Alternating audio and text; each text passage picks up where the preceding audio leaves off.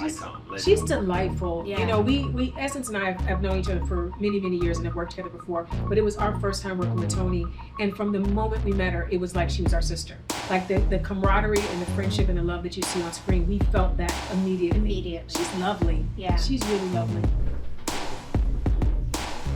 There's another for Wade. I think for guys, we kind of are jealous of women who can be really vulnerable with each other, because I think it's really hard for men to do that. And I look at my wife with her friends who she's had for, 40, 50 years, and they tell each other everything. And I'll come back from hanging out with a guy and she'll say, "So who's he dating?" "I don't know." What did you do last week?" "I don't know." "What did you talk about?"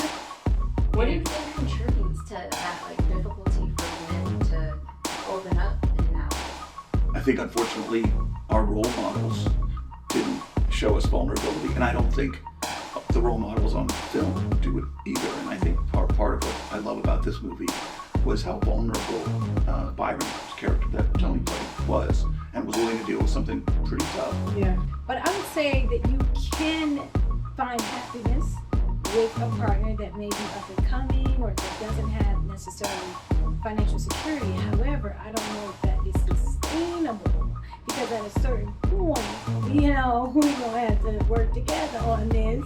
So I do think that it is important to be honest about your expectations. I used to be, and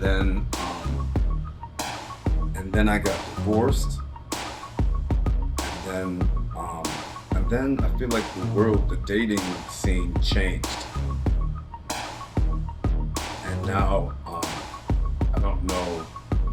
Now I'm a little bit more jaded. I'm a little bit more guarded, and to be honest, I don't know what I want, because I've changed. I think you're jaded. Do you think you're jaded? A little bit, yeah. A little bit. Or guarded, whatever you want to, Guarded, I can understand. Guarded. Yeah. Guarded, okay.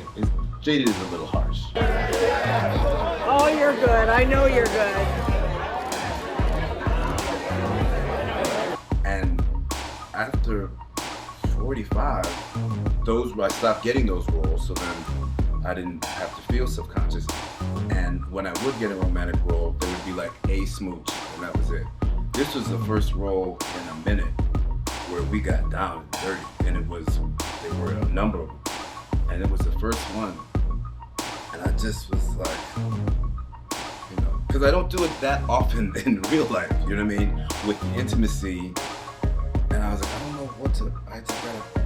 And she was very, Leslie was very just relaxed and nonchalant in that way. Because some people act like they care. Yeah, I was like, it's But I cool. could tell she was like, it's all right. We were laughing at each other, Yeah. poking fun, and that set the stage. But it was, Set the yeah, stage. humor definitely bonded us.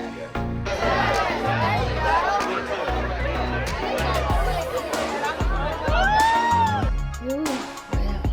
It's so much easier said than done. And it's taken me a long period of time to really get to that place where I can fully drown out the noise.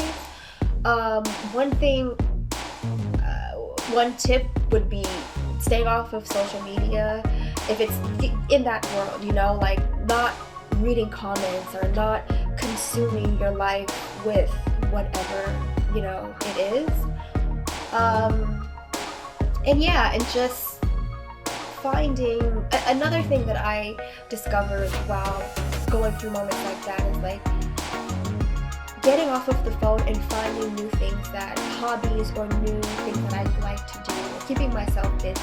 And that was a way for me to really get to know myself, and to find the things that kind of fill my cup.